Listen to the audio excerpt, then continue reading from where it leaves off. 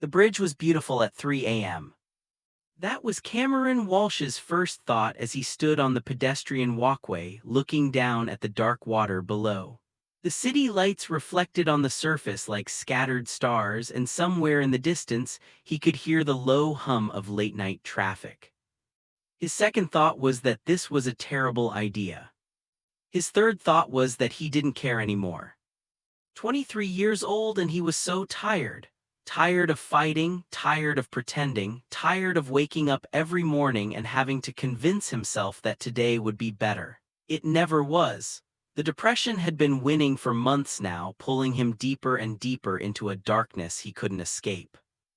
His phone buzzed in his pocket, probably his mom calling again. He'd stopped answering 3 days ago, stopped going to his job at the bookstore, stopped pretending he was okay. He climbed up onto the railing. The metal was cold against his palms. The wind was stronger up here, whipping his hair around his face. Just one step asterisk, he thought, one step and it all stops. Please don't. The voice came from behind him, quiet but steady. Cameron froze, his heart suddenly pounding. Please, the voice said again, don't do this. Cameron turned his head slightly. There was a boy standing about 10 feet away, tall, with dark curly hair and eyes that reflected the streetlights. He was wearing a hoodie and jeans, and he had his hands up like he was approaching a scared animal. You don't understand, Cameron said, and his voice sounded strange to his own ears, hollow. You're right, I don't, but I want to. The boy took a careful step closer. Will you come down, please, just for a minute, talk to me? Why? Because I've been where you are, and I know how it feels when you think there's no other way out, but there is, I promise you there is. Cameron looked back at the water. It would be so easy, just let go, stop fighting. My name is Elijah, the boy said. What's yours? Cameron, he heard himself say. Cameron, that's a good name. Another step closer. Cameron, I can't imagine what you're going through, but I know that whatever it is, it's not worth this. You're not worthless, you matter. You don't know that, you don't know me. You're right, but I'd like to, if you'll give me a chance. Elijah was close enough now that Cameron could see his face clearly. He looked about the same age, maybe a year or two older, and his eyes, there was something in his eyes that looked like understanding, like he really had been here before. It hurts too much, Cameron whispered. Everything hurts. I know, God, I know, Elijah's voice cracked. But Cameron, the pain is temporary. This, he gestured to the bridge, this is permanent, and you deserve to see what comes after the pain. You deserve to find out what happiness feels like. I don't remember what that feels like. Then let me help you remember. Please, just come down, 1 minute at a time. We'll get through this together. Cameron didn't know why he listened. Didn't know what made him finally turn around, carefully climb down from the railing and collapse onto the concrete walkway with his back against the metal barrier. But Elijah was there immediately, sitting down beside him, not touching but close, present. Thank you, Elijah said softly, thank you for staying. Cameron started to cry, not quiet tears but huge, gasping sobs that shook his entire body. And Elijah just sat there with him, occasionally murmuring, it's okay, I've got you, you're safe, until the storm passed. I can't go home, Cameron said when he could finally speak again. I can't face anyone. Okay, then you don't have to, not tonight. Elijah pulled out his phone. I live about 3 blocks from here. You can crash on my couch, sleep, figure out what comes next in the morning. I don't even know you. I know, but I'm offering anyway. Elijah met his eyes. I'm not going to leave you alone right now, so either you come with me or I'm calling 911 and you'll end up in the hospital, your choice. It wasn't much of a choice, but something about Elijah felt safe, solid, like maybe for once Cameron could stop holding himself together. Okay, he whispered, your place. They walked in silence through the empty streets. Cameron's legs felt like they might give out at any moment, but Elijah stayed close, matching his pace. When Cameron stumbled, Elijah's hand was there, steadying him. The apartment was small but clean, a studio with a futon, a tiny kitchen, walls covered in photographs and art. Elijah got Cameron some water, found him a blanket, set him up on the futon. "I'm going to sleep in the chair," Elijah said, gesturing to the armchair in the corner, "so you know I'm here if you need anything, okay?" Cameron nodded. He was too exhausted to speak, too wrung out to think. He lay down on the futon, pulled the blanket up to his chin, and closed his eyes. He didn't think he'd sleep, but exhaustion pulled him under, and for the first time in months he slept without nightmares. Chapter 2, Morning After. Cameron woke to the smell of coffee and morning light streaming through unfamiliar windows. For a moment, he didn't remember where he was, then it all came rushing back: the bridge, Elijah, the apartment. He sat up quickly, heart pounding, and saw Elijah in the kitchen making breakfast. "Hey," Elijah said softly when he noticed Cameron was awake. "How are you feeling?" "I don't know." Cameron's voice was rough, confused, embarrassed, grateful maybe. "You don't have to be embarrassed, and you're welcome." Elijah brought over 2 mugs of coffee, handed one to Cameron. "I made eggs, you should eat." "I'm not hungry." "I know, but you should eat anyway. When's the last time you had a real meal?" Cameron thought about it. "I don't remember, a few days maybe." "Then you're eating?" It wasn't harsh, just firm. Elijah brought over 2 plates with scrambled eggs and toast, set one in front of Cameron. They ate in silence. Cameron found that once he started, he was actually starving. He finished everything on his plate, and Elijah quietly got him more without comment. "Thank you," Cameron said finally, "for last night, for this, for everything." "You don't have to thank me." "Yes, I do. You saved my life." Elijah was quiet for a moment. "Someone saved mine once, about 2 years ago. I was standing on that same bridge, same place, same thoughts, and a stranger talked me down, told me there were better days ahead. I didn't believe him, but I'm still here, so he was right." Cameron stared at him. "You were really there, in that place?" "Yeah, depression, anxiety, the whole package. It got really bad after my parents kicked me out for being gay. I was homeless for a while, couch surfing, barely surviving, and one night I just couldn't do it anymore." "What changed?" "The stranger who saved me connected me with resources, a shelter, a therapist, eventually a job. I got into treatment, got on medication, started rebuilding. It's been 2 years of really hard work, but I'm here. And most days now I'm actually glad I stayed." "Most days?" "Some days are still hard. Depression doesn't just disappear, but I've learned how to manage it, how to ask for help, how to keep going even when it feels impossible." Elijah leaned forward. "Cameron, I don't know what you're dealing with, but I know that you need help, real help, and I want to help you find it." "I can't afford therapy. I barely make rent." "There are free resources, sliding scale clinics, support groups. I know all of them. I've been through the system." Elijah pulled out his phone. "Can I ask you something? Are you safe to go home, like physically safe?" Cameron thought about his tiny apartment, his worried mother who kept calling, his friends who'd stopped reaching out after months of him canceling plans. "Yeah, I'm safe, just alone and stuck in my head." "Okay, then here's what we're going to do. First, you're going to call someone, your mom, a friend, someone who cares about you, and let them know you're okay. They're probably worried sick." Cameron winced. "My mom's probably freaking out."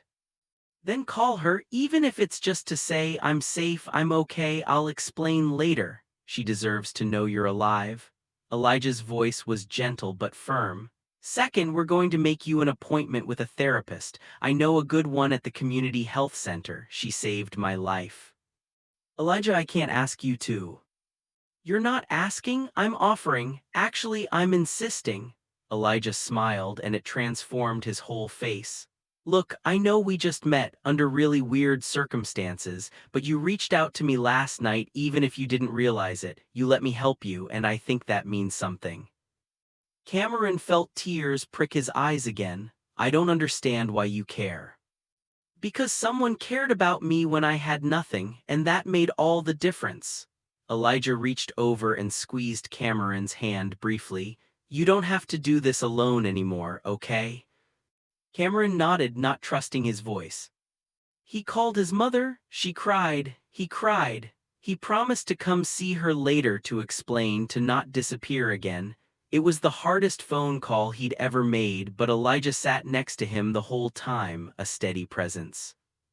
Then Elijah called the community health center and got Cameron an appointment for the next day. It was that easy, or at least Elijah made it seem easy. What now? Cameron asked when everything was arranged. Now you tell me what you need. Do you want to go home? Do you need more time? Do you want company or space? I don't know, I don't want to be alone. Okay, then you're not alone. We can hang out here, or we can go for a walk, or we can just sit and watch bad TV, whatever you need. They ended up watching TV, some cooking competition show that required zero emotional investment. Cameron kept waiting for Elijah to ask invasive questions, to pry into his life, to make this weird or uncomfortable. But Elijah just sat there, occasionally making comments about the show, getting them both water, making sure Cameron was okay without being overbearing about it. Why are you being so nice to me? Cameron asked during a commercial break. Because you deserve kindness, especially now. Elijah looked at him. And because I remember what it felt like to be in that place, to think no one cared. I don't want anyone else to feel that way if I can help it. You don't even know me. Not yet, but I'd like to, if you're open to that. Cameron studied him. Elijah had kind eyes, the kind that crinkled at the corners when he smiled. He moved with a quiet confidence, like someone who'd been broken and put himself back together. There were scars on his wrists, faded, old, that he didn't try to hide. Okay, Cameron said, I'd like that too. Chapter 3, First Steps. Cameron went to his first therapy appointment the next day. Elijah offered to go with him, but Cameron said he needed to do this alone. Dr. Sarah Martinez was in her 40s, with warm brown eyes and an office full of plants. She didn't judge when Cameron told her about the bridge, about the depression, about feeling like he was drowning. She just listened, asked gentle questions, and by the end of the hour, Cameron had a diagnosis: major depressive disorder, generalized anxiety, a prescription for antidepressants, and a follow-up appointment in a week. This is the beginning, Dr. Martinez said as he was leaving. Not a cure, but a start. Be patient with yourself, Cameron. Healing takes time. Cameron texted Elijah when he left. Appointment done. It was hard but good. Elijah's response came immediately. Proud of you. That took courage. Want to get coffee? They met at a small cafe near the health center. Elijah was already there when Cameron arrived, sitting at a corner table with 2 cups of coffee and a plate of cookies. I didn't know what you liked, so I got vanilla, Elijah said, pushing 1 cup toward Cameron, but I can get you something else if... Vanilla's perfect. Cameron sat down, wrapping his hands around the warm mug. Thank you again. I keep saying that, don't I? You're allowed to be grateful, but you're also allowed to just be without constantly thanking me, Elijah smiled. How was Dr. Martinez? Intense, in a good way. She's putting me on medication, wants to see me weekly for a while. She said it'll get worse before it gets better as the meds adjust. That's true, the first few weeks on antidepressants can be rough, but then things start to level out. Elijah took a sip of his coffee. Are you going to be okay? Do you have support at home? My mom's been amazing, actually. I finally told her everything yesterday. She cried a lot, but she's being really supportive. She wants me to move back home for a while, but I don't think I can do that. I need my own space. That's healthy. Boundaries are good. Elijah hesitated. Cameron, can I ask you something? And you can totally say no if it's too personal. Sure. What made you go to the bridge that night? Like, was there a specific trigger, or was it just everything? Cameron was quiet for a long moment, stirring his coffee. Both, I guess. I've been depressed for a while, probably a couple years if I'm honest, but I was managing. Then I lost my job at the bookstore because I kept calling in sick, and my roommate moved out so I couldn't afford rent, and my ex-boyfriend told me I was too much work, too damaged, and he couldn't deal with it anymore. He sounds like an asshole. Cameron laughed, surprised. He kind of was, but he wasn't wrong. I am a lot of work. No, Elijah said firmly, that's your depression talking, you're not too much. You're going through something hard and you deserve someone who'll stick around for that, someone who sees you as worth the effort. Like you, the words were out before Cameron could stop them. Elijah's cheeks flushed slightly. I mean, yeah, if you want, I know we just met and this is all really intense, but I like you, Cameron. I'd like to be your friend if you'll let me. Even though I'm a mess. We're all a mess, some of us are just better at hiding it. Elijah reached across the table and after a moment, Cameron took his hand. You're not alone anymore, I meant that. They spent the next few hours talking, really talking. Cameron learned that Elijah was 25, worked as a photographer, which explained all the photos in his apartment, had been estranged from his conservative family for 3 years, and spent his free time volunteering at the LGBTQ+ youth center. That's where I met the guy who saved me, Elijah explained. He volunteers there too, now I'm paying it forward. That's really beautiful, Cameron said. You're really beautiful. The words hung in the air between them. Elijah's eyes widened slightly and Cameron immediately backtracked. Sorry, I mean, you are objectively beautiful, but I wasn't trying to. God, I'm making this weird. You're not making it weird, Elijah's voice was soft, and thank you, you're beautiful too, for the record. Cameron felt heat rise to his face. He hadn't blushed in months, hadn't felt anything but numbness and pain, but here with Elijah he felt something else, something that might have been hope. They exchanged numbers before parting ways with promises to text, to meet up again soon, to stay in touch. Cameron walked home feeling lighter than he had in months. That night, alone in his apartment, he took his first dose of antidepressants. He looked at Elijah's contact in his phone, saved with a small heart emoji that Cameron had added without thinking. Thank you asterisk, he texted, for everything, for being you. Elijah's response came a few minutes later. Thank you for staying. The world is better with you in it. Cameron fell asleep holding his phone, and for the first time in a long time, he believed that might actually be true. Part 2 Healing. Chapter 4 Building Foundation. The first 2 weeks on antidepressants were hell. Dr. Martinez had warned him, but knowing it intellectually and experiencing it were two different things. Cameron felt worse, more anxious, more jittery, more aware of every bad thought spiraling through his head. His appetite disappeared. He couldn't sleep.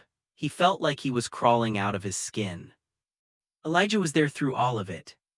He texted every morning, "How are you feeling today? Remember, it's temporary."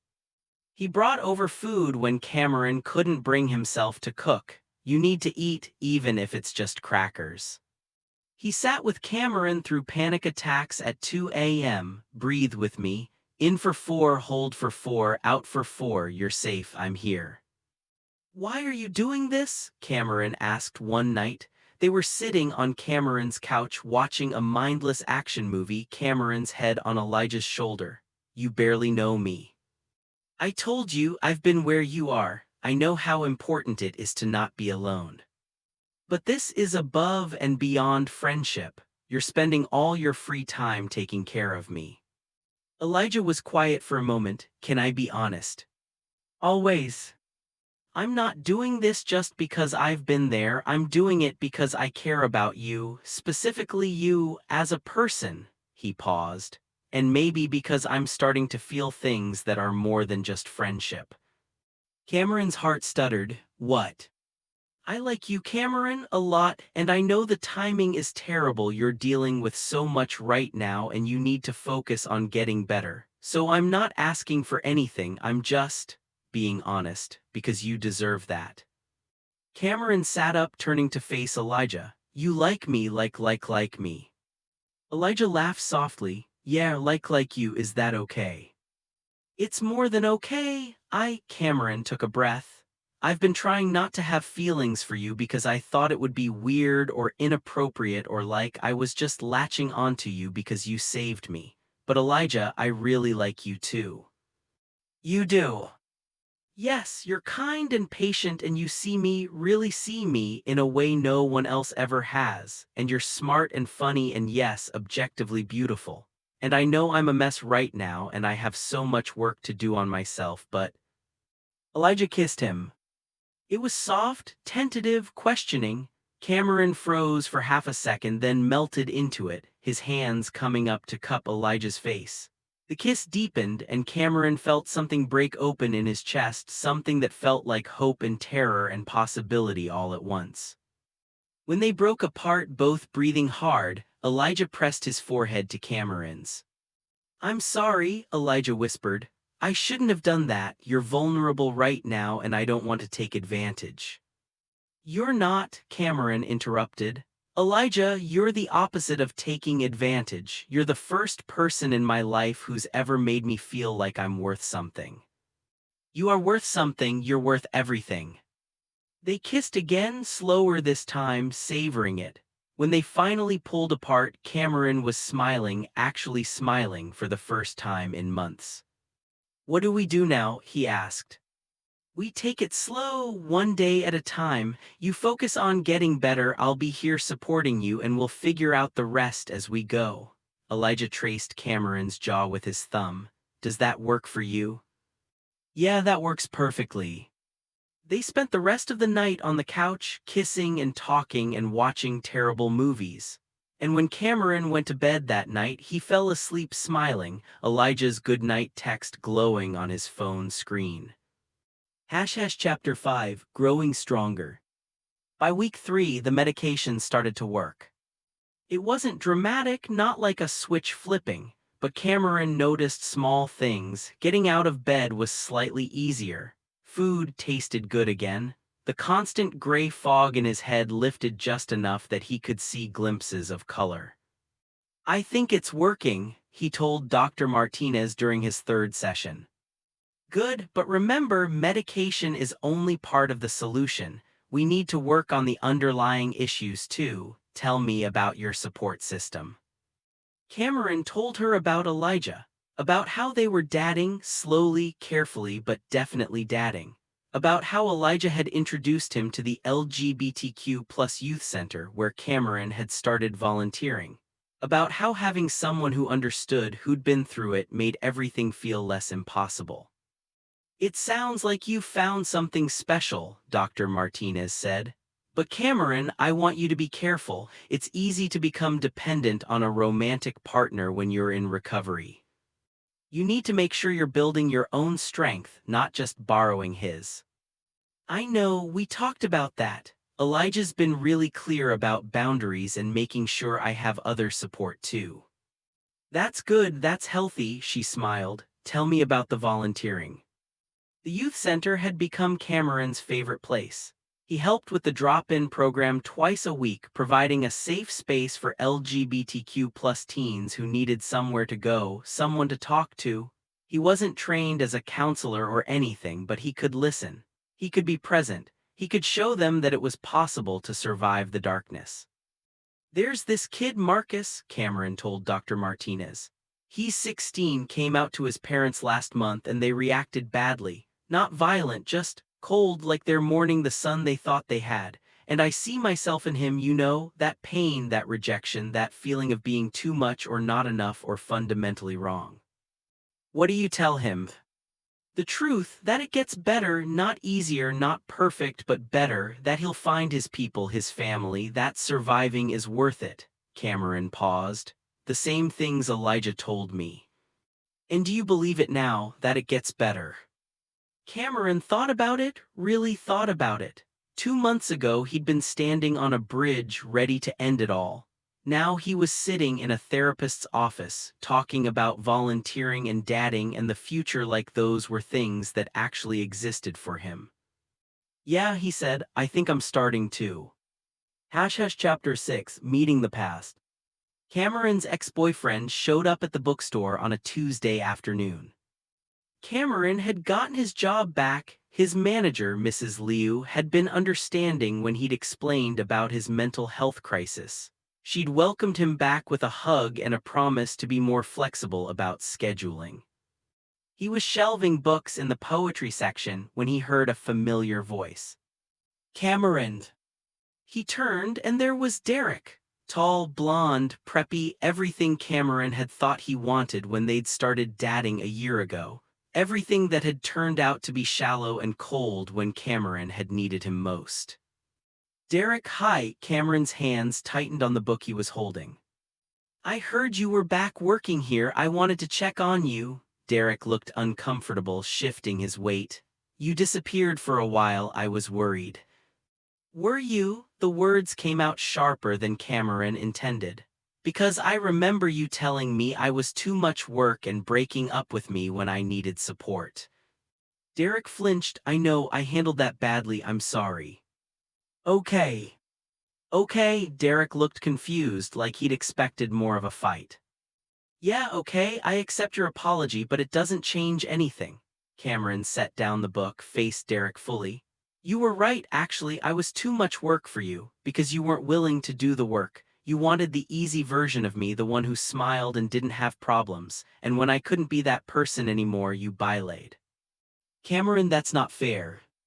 Isn't it? Cameron felt surprisingly calm. He'd spent weeks in therapy processing this, working through the pain of Derek's rejection. I'm not angry anymore, I'm just done. You taught me something important, that I deserve someone who'll stay, who'll see me at my worst and not run away. And you found that someone new. Cameron thought about Elijah, about the way he'd sat with Cameron through panic attacks and medication adjustments and dark 3 a.m. spirals, about the way he kissed Cameron like he was precious, about the way he made Cameron feel seen and valued and loved. Yeah, Cameron said softly, I have. Derek's face did something complicated. Good, that's good. I'm glad you're doing better. Me too. After Derek left, Cameron texted Elijah, my ex just showed up, wanted to apologize, realized I'm completely over him. Elijah's response, proud of you, that's growth, coffee after your shift. Definitely, love you. Cameron stared at his phone. He'd typed those last 2 words without thinking, and now they were sitting there in the text thread, impossible to take back. 3 dots appeared, then love you too so much. Cameron's heart soared. They'd been dancing around the words for weeks, both of them feeling it but too scared to say it first. And now it was out there, real and true and terrifying and perfect. When Cameron got to the cafe after work, Elijah was waiting at their usual table. He stood up when Cameron walked in, pulled him into a tight hug and whispered into his hair, I love you, in case you needed to hear it in person. I love you too, Cameron whispered back, thank you for staying. Always, Elijah promised, I'm not going anywhere. Part 3, Thriving. Chapter 7, 6 months later. Spring arrived and with it, Cameron's 24th birthday. He'd been on medication for 4 months, in therapy for the same, dating Elijah for 3.5 months, though it felt like longer, like they'd known each other forever. And for the first time in years, Cameron felt genuinely happy. Not every day was good. There were still bad days, days when the depression came back like a wave, when getting out of bed felt impossible. But they were fewer now. And on those days, Cameron had tools, therapy techniques, medication that worked, a support system that held him up. And he had Elijah. I can't believe you planned all this, Cameron said, looking around at the surprise party Elijah had organized. It wasn't big, just a dozen people in Elijah's apartment. Cameron's mom, his coworkers from the bookstore, friends from the youth center, Dr. Martinez, who'd become more than just his therapist. She was a genuine support. You deserve to be celebrated, Elijah said, wrapping his arms around Cameron from behind. Every year that you're alive is worth celebrating. Cameron leaned back against him, feeling overwhelmed with gratitude.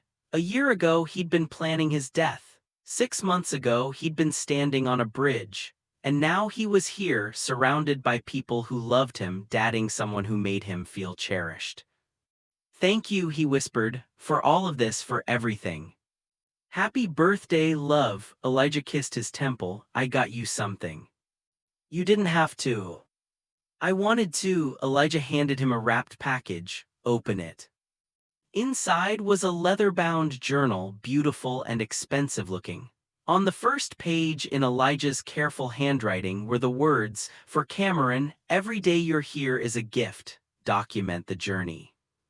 Cameron felt tears prick his eyes. "Elijah, I thought you could use it for therapy, journaling, or poetry, or just random thoughts. Whatever helps." Elijah's voice was soft. "You told me once that you used to write before the depression got bad. Maybe it's time to start again." "I love it and I love you." Cameron kissed him, not caring that everyone was watching so much. The party was perfect, low-key, filled with laughter and good food and people who genuinely cared about him. Marcus, the kid from the youth center, gave him a homemade card that said, "Thanks for showing me there's hope." Cameron's mom cried happy tears and told Elijah he was welcome at family dinner anytime. That night, after everyone had left, Cameron and Elijah lay in bed together in Cameron's apartment. They'd been spending most nights together, sometimes at Elijah's place, sometimes at Cameron's, and it felt natural, right? "I have something else for you," Elijah said, "but I wanted to wait until we were alone." "More gifts? You're spoiling me."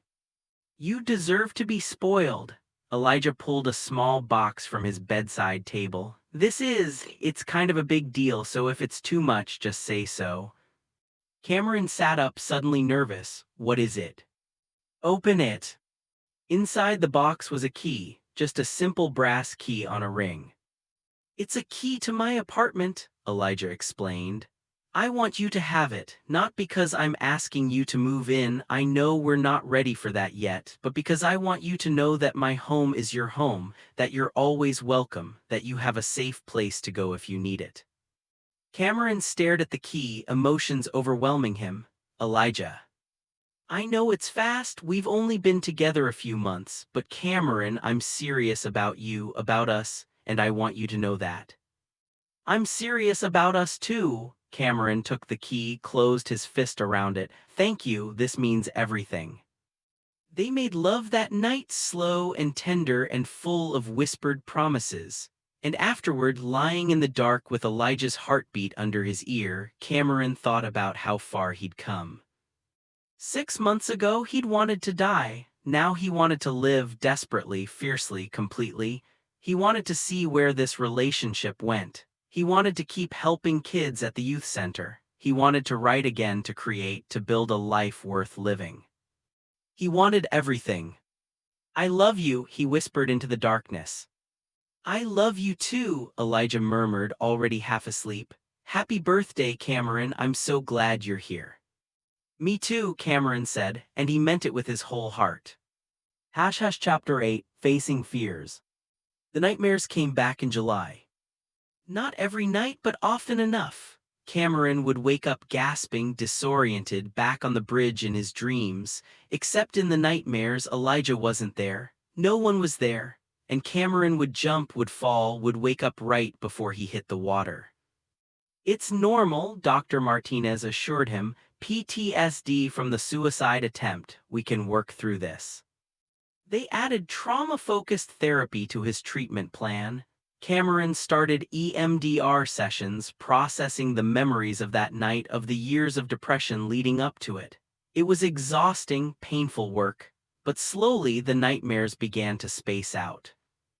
Elijah was patient through all of it. He'd hold Cameron after the nightmares, help him ground himself, remind him that he was safe. He never made Cameron feel weak or broken for struggling. "I'm sorry," Cameron said one night after a particularly bad nightmare. "I know this is a lot to deal with." "Stop apologizing," Elijah said firmly. "You're healing. That's messy and hard and nonlinear. I signed up for all of it." But you didn't sign up for this, for a boyfriend who wakes you up screaming at 3 a.m. Elijah cupped Cameron's face in both hands, made him meet his eyes. I signed up for you, all of you, the good days and the bad days and the days in between, because I love you and love means showing up even when it's hard. You're too good to me. I'm exactly as good as you deserve. Elijah kissed him softly. Now, do you want to talk about the nightmare or do you want distraction? Distraction, please. They ended up making hot chocolate and watching the sunrise from Elijah.